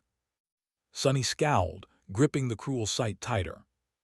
And what exactly are you planning to do with these souls? Noctis glanced at him, smiled, and then easily tore the heavy chains keeping the box shut. "What else? I am going to create a few little helpers for you and your strange friends. What, were you really going to take on the armies of the Ivory City and the Red Colosseum all by yourself? By the moon, sunless, I do trust in your abilities, but what would people say if I turned out to be the only chain lord without an army? How would that look?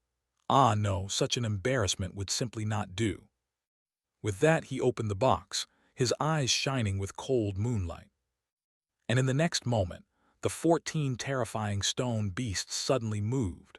The flying ship was moving through the deep darkness of the sky below, escorted by 14 stone fiends.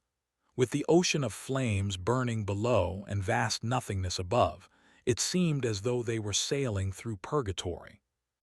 Noctis stood at the steering oars, slouched, with a pale face and dark circles under his eyes. He did not seem to be doing too well, but his hand was steady as it controlled the ship. On the upper deck, the sailor dolls were preparing for battle.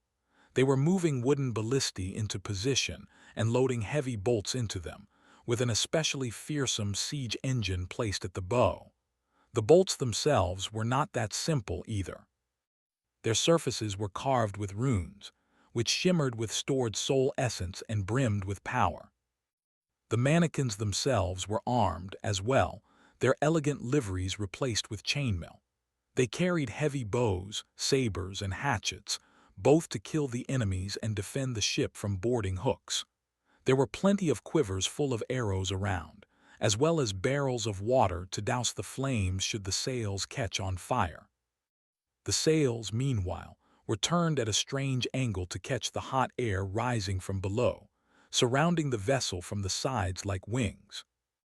The ship was flying swiftly, but in the emptiness of the sky below, it was hard to measure how much distance they were covering.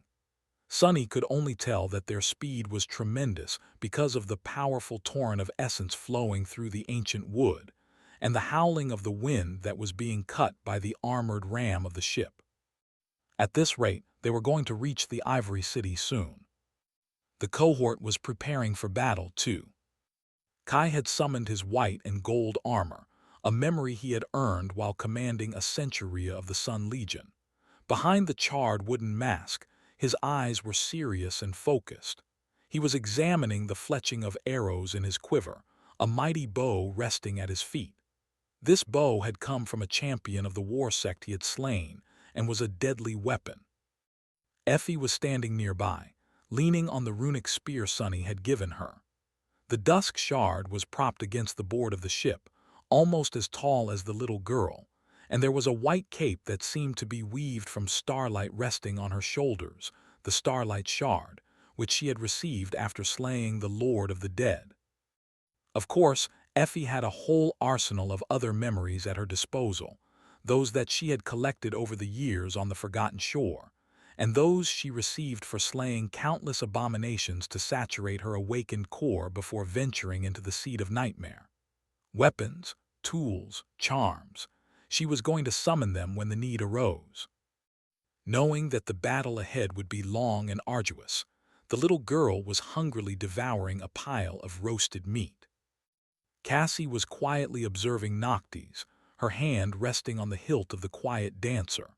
Her role in the approaching battle was going to be especially important. When the sorcerer clashed with Solvane and Sun Prince, she would have to control the flying ship and command the sailor dolls, drawing the bulk of the enemy's ire. Sunny was getting ready, too. He had summoned the mantle of the underworld, which covered his demonic body like an onyx carapace. Since this battle was going to be against humans, and not mighty nightmare creatures, he had judged that its utility would be more valuable than the impregnable defense of the undying chain.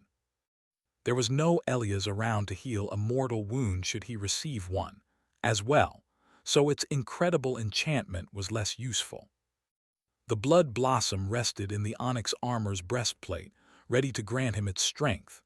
In his 4 hands he held the cruel sight, the midnight shard, and Morgan's warbow. 3 shadows rested in his soul, ready to be sent forth to destroy and slaughter. He was ready. Well, as ready as he could be.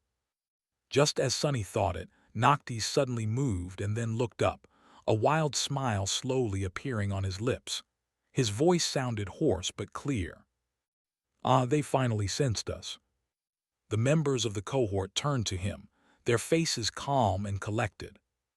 The sorcerer grinned and then moved one of the oars, sending the ship flying up. His eyes glinted with distant moonlight. "No point in hiding anymore. We are close enough anyway. Oh, what a night to be alive, my friends." His laughter rolled across the deck as the ancient vessel climbed higher and higher, swiftly approaching the dark side of the chained island. Sunny stared up, knowing that just in a few minutes, the end of this nightmare was going to begin. As he did, Cassie silently approached him and stood nearby for a few moments, silent. Then she said, "No matter what happens, don't let him enter the tower." Sunny frowned, looking at her with a somber expression. "Who Noctis?" She lingered for a second and then shook her head. "No, Mordred." Sunny smiled and turned away. Why? Was his guarantee of conquering the nightmare if we do as he says a lie? The young woman did not speak for a while, then said simply, "No, I don't think so." Sunny glanced at her and raised an eyebrow. "Why should I try to stop him then?" She hesitated for a moment, then Cassie asked, "What happens after the nightmare?" Sunny sighed, then chuckled wryly. "All right, I'll take your request into consideration." He could already see the dark underbelly of the Kingdom of Hope above them, and hear the distant whisper of war drums. Caught by surprise, the two armies were hurriedly preparing to meet them. Looking at his friends, Sunny sighed, and then said in a neutral voice, "I guess this is it. Good luck, guys, don't die out there." Kai and Effie looked at him and then nodded. The little girl smiled crookedly. "Why would we die? It's just a couple of armies and 3 transcendents. No big deal."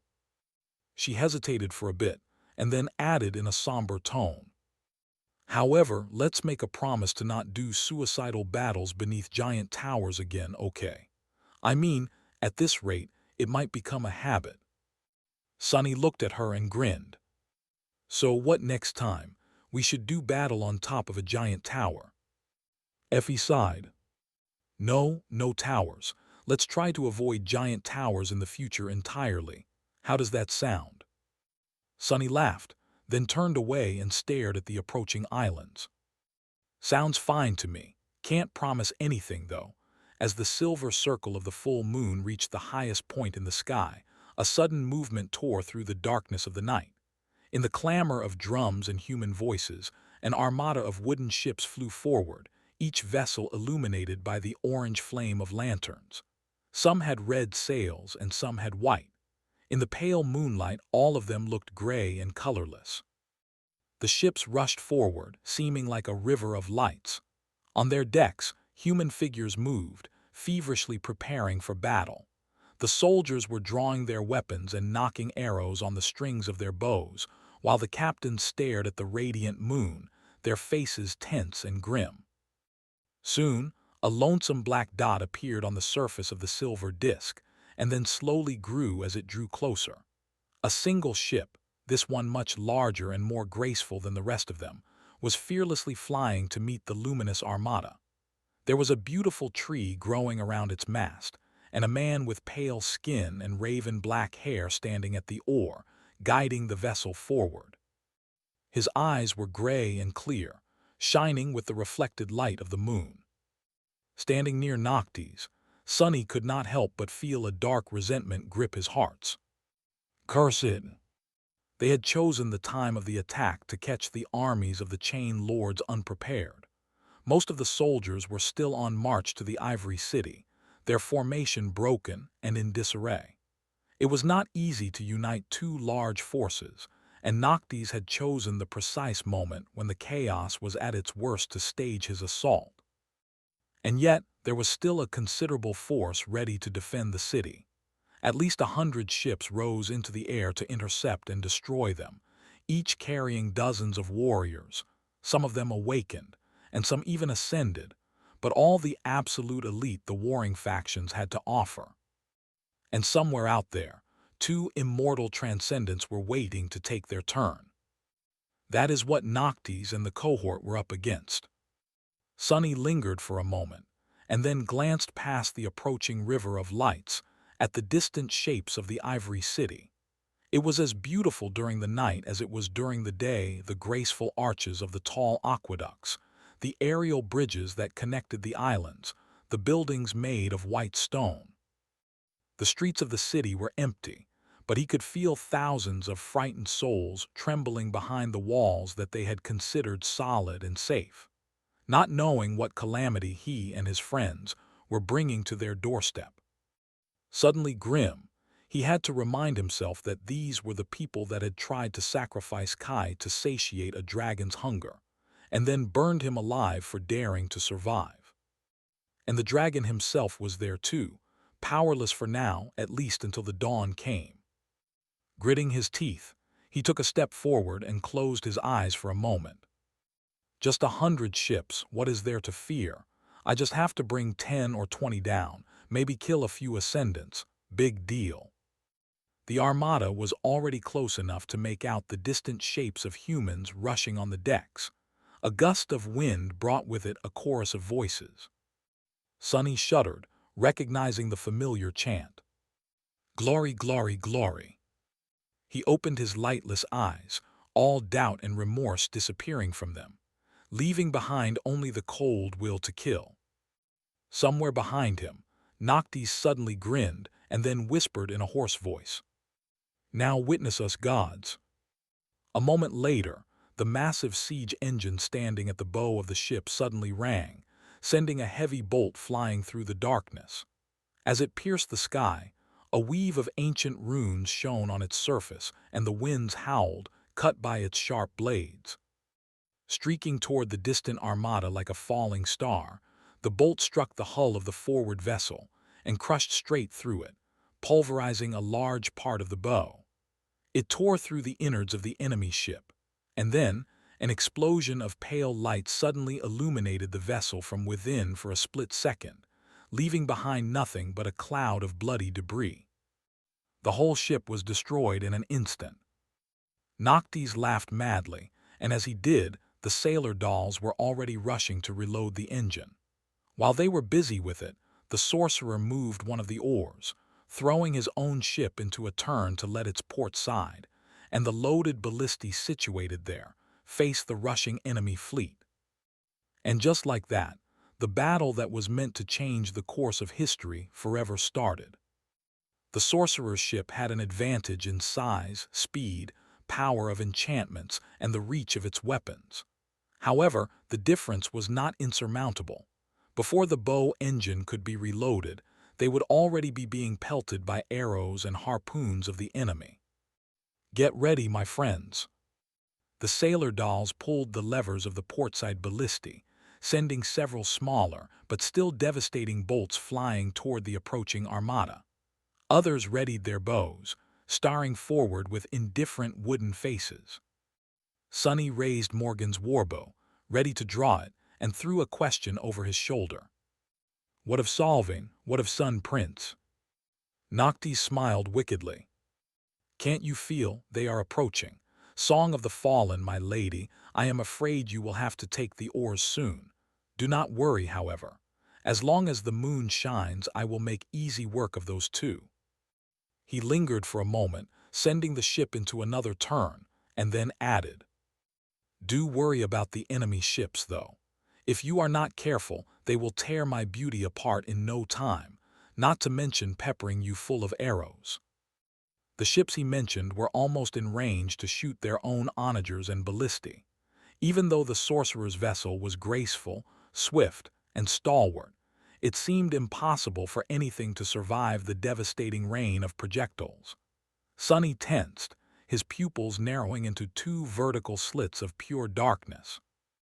A few moments before the onslaught came, however, 14 fearsome shadows suddenly flew from below the islands and flashed upward, colliding against the first row of the enemy ships. Splinters of wood and torn limbs shot into the air, and for a moment, the enemy's formation was broken. Using that moment, Noctis sent the ship into a dive, narrowly avoiding the aim of the armada and at the same time presenting its starboard. Another set of ballistae shot their bolts, adding to the mayhem. The sorcerer glanced at Sunny, Effie, and Kai with a wild smile. "It is your turn, Sunless, now or nev." Then, however, he abruptly grew silent and flinched. Noctis's face, which had already been pale, turned white as a sheet. He groaned, and then slowly turned his head, looking up with a stunned expression. A moment later, Sunny heard the immortal let out an ominous whisper. "Oh, this is not good at all." Feeling a cold shiver run down his spine, Sunny turned and followed the sorcerer's gaze, up and up, into the night sky. Then he froze. What? The moon! The moon was disappearing. Out there in the sky, the silver disk of the moon was slowly being devoured by darkness, as if drowning in a vast and impenetrable shadow. One of its edges was already gone, and with each moment, more and more of it was being erased by the shadows. It looked like an eclipse. Noctis paled, and at the same time, Sunny suddenly felt reinvigorated. It was as though every shadow in the world had just become deeper and darker, and as one of them, he did, too. The feeling was strange and euphoric. But Sunny knew that this eclipse was an ill omen for all of them. Turning to the sorcerer, he asked, "What is going on?" Noctis stared at the disappearing moon with a dark expression, and then shivered. I guess Severus had a trick of his own up his sleeve. I did not expect him to get his hands on a piece of Shadow's domain, though how is this even possible?" Seeing a lost expression on the sorcerer's face, Sunny growled, "How severe is your flaw? How weak are you going to be when the moon is fully gone? What do we do now?" The fleet of the Ivory City was still closing the distance to obliterate them, so there was no time to waste. They had a few moments before the clash at best. He had to know what was going on. Noctis glanced at the dimming moon for one more second, then turned away and sighed. "Well," a pale smile appeared on his lips. "Do you guys remember how I told you that I will take care of both Solving and Sun Prince while you distract their armies?" The sorcerer's smile grew wider, a mad glint appearing in his eyes. "Change of plans. You will have to keep the prince busy for a bit too. I will try to deal with Solving. Best of luck to you, my friends, and to me as well." With that, he stepped out of the magical circle and gestured for Cassie to grab the oars, which she hurriedly did. A moment later, Noctis was already standing on the board of the ship, his raven-black hair dancing in the wind. Sunny opened his eyes wide and screamed, "Wait, how the hell are we supposed to keep a transcendent busy?" The sorcerer threw a quick glance over his shoulder and laughed. "I don't know, figure something out. Try to stab him with my knife, maybe." "No, stabbing that steel behemoth won't do anything." With that, he simply took a step forward and fell down, disappearing in the darkness and the howling wind without a trace. Just like that, Noctis was gone. Sunny stared at the empty space where the sorcerer had been just a moment ago with a stunned expression. His momentary stupor was broken by Cassie's shout. "Sunny, there are only a few seconds left. What do we do?" The blind girl was controlling the flying ship, desperately trying to right its course so that it wouldn't take the full brunt of the Armada's siege weapons all at once. Sunny had no idea how she was able to fly the ancient vessel without being able to see, and it did not matter right now. He hesitated for a moment, then turned away and let out a resentful growl. "We follow the plan. Nothing really changed." Effie raised the dusk shard and asked, her voice grim, "What about the big bastard?" Sunny gritted his teeth. "Last I checked, that monstrosity cannot fly. As long as we stay in the air, we should be fine." Cassie pushed one of the oars down, then frowned. Her voice sounded hesitant. "But how do we stop him from going after Noctis?" He looked at her, then cursed. "No idea. Shoot him with the damned bolt thrower, the big one." With that, Sonny left the blind girl behind and rushed forward. The enemy ships were already close enough for him to feel shadows dancing on their decks, which meant that it was time for him, Effie, and Kai to join the fight. A large fleet was closing in on a swift vessel, its formation in a mess because of the 14 ghastly stone abominations wreaking havoc on the flying ships. Each of the massive gargoyles bore the soul of a vile, corrupted creature, so their might and ferocity were terrifying, not entirely on par with the original fiends that Noctis had slain, but close to it. And yet they alone were not enough. In fact, the 14 gargoyles were merely a distraction. The main strike was yet to come. As the graceful ship came within range of the fleet's siege weapons, it dove down, and at the same time, several figures jumped off its deck into the air. A few moments later, the air was suddenly filled with the smell of blood. The captain of one of the vessels shouted something, pointing upward. Then, however, he swayed and fell down, his neck pierced by an arrow. At the same time, something fell from above. It was a young girl carrying a heavy round shield. Just above her, a man in a charred wooden mask hovered in the air, already drawing the string of his bow once again. Effie, who had been tossed down by Kai, hit the deck of the ship, slid on the dusk shard for a moment, then rolled and jumped to her feet, the runic spear in her hand glowing with an angry red light. That shine only grew brighter when the spear pierced a man's chest and was painted with crimson blood. As another awakened toppled over with a scream, struck down by an arrow, Effie twisted and shook her spear, throwing the corpse of her first victim at the rushing enemies. Her shield flashed, its rim crushing someone's chest. Then an enemy blade fell from above, landing on her shoulder and bounced off her skin, not leaving behind even a scratch. A split second later, the attacker was already dead, and the young girl continued her slaughter, fighting like a demon released from the depths of hell, like a perfect vessel of war. There were only 2 pupils of the Red Sect left alive in the whole world after all.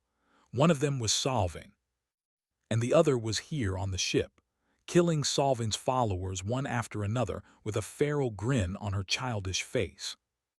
If warriors on the other vessels of the fleet could have seen what was happening, they would have felt lucky to be safe from the little beast and her guardian's deadly arrows. But their relief would have been misplaced, because the young warrior and the flying archer were not the only ones boarding the flying ships. Much more terrifying than them were the coming shadows. A swift figure streaked across the sky, and then a black steed landed on the deck of a flying ship, its eyes burning with crimson light. The stallion had a coat that was as black as night, 2 horns of adamantine metal, and fangs that resembled those of a wolf. On its back rode a graceful knight clad in onyx armor, the scarlet blade of her odachi matching 2 ruby lights shining behind the visor of her closed helmet. Without pause, the dark rider sent her steed forward, and her sword flashed, beheading the nearest warrior of the Sun Legion in one smooth strike. The other awakened froze for a moment, suddenly grasped by a cold feeling of dread. And as fear crawled into their hearts, the terrifying crimson flames burning in the eyes of the tenebrous stallion ignited even brighter. It moved its head, biting into the neck of another soldier and tearing it wide open.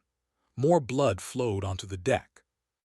On another ship, the soldiers suddenly screamed and aimed their bows up as a massive shadow suddenly covered the deck. But they were too late. As a gale of wind raised by mighty wings threw some of them off their feet, a repulsive creature crashed into the deck. It resembled a giant lion with the head of a raven, its body gaunt and entirely black. The creature had 2 powerful hind legs and 6 limbs protruding from its wide chest, each ending with a set of long talons. Lean muscles were rolling under its skin like worms, and its terrifying beak was open, revealing rows of sharp, needle-like fangs and a long tongue.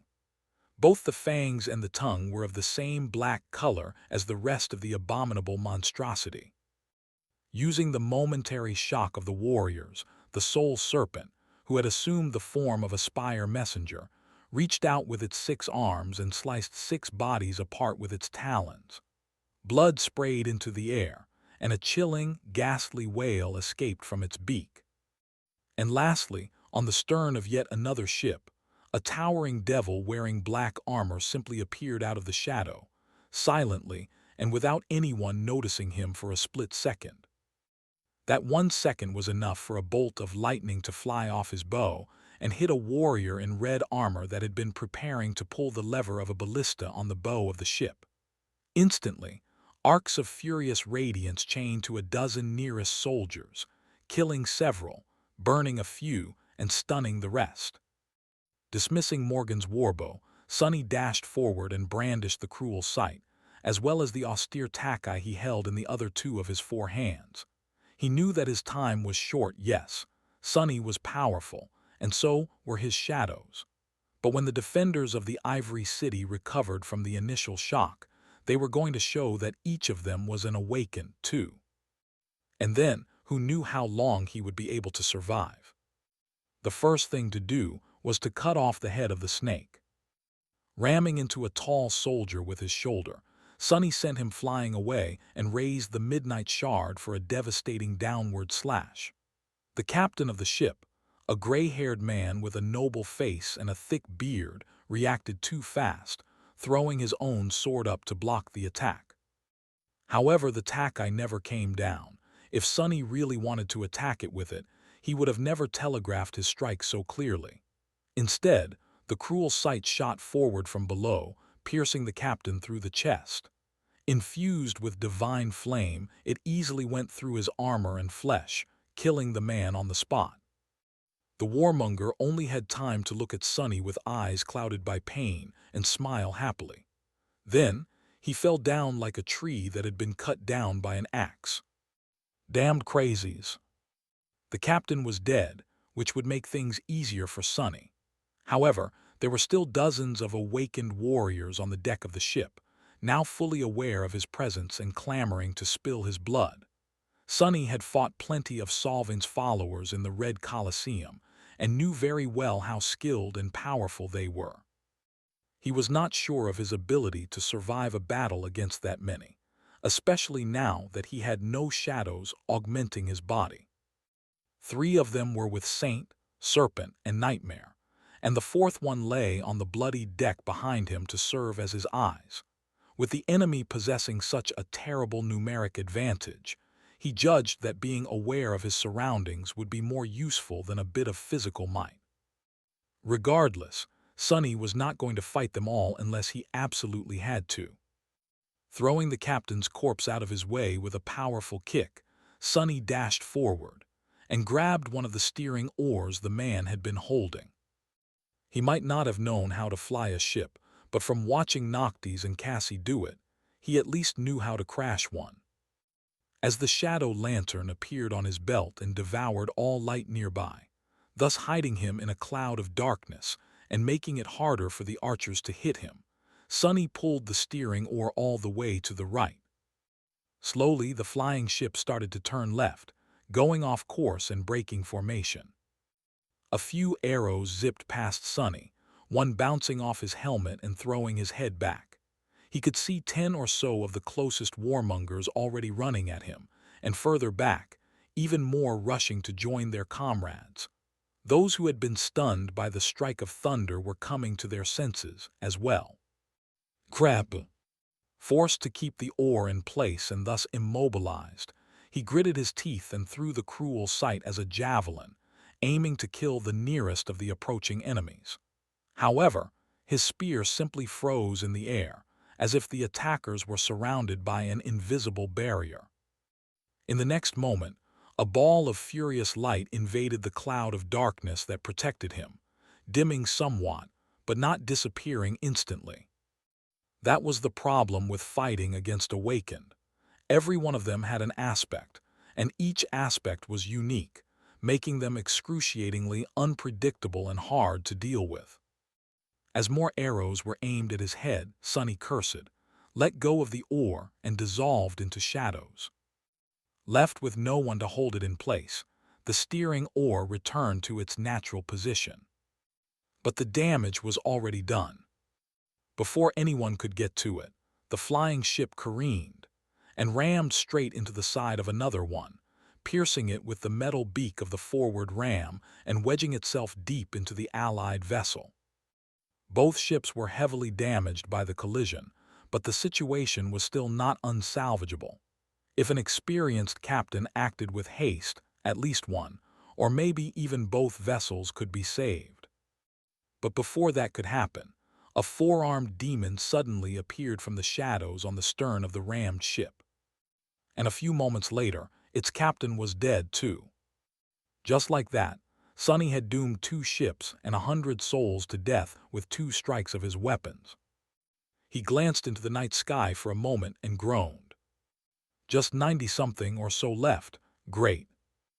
A muffled, mad laugh suddenly escaped from his lips. Thanks for watching. Please subscribe and like the video and comment down if anything wrong in the story. And if have any suggestion to a new novel or want next part of any series, comment down. Our target is to get 1K subscriber. There will be surprise for all of you. Stay tuned.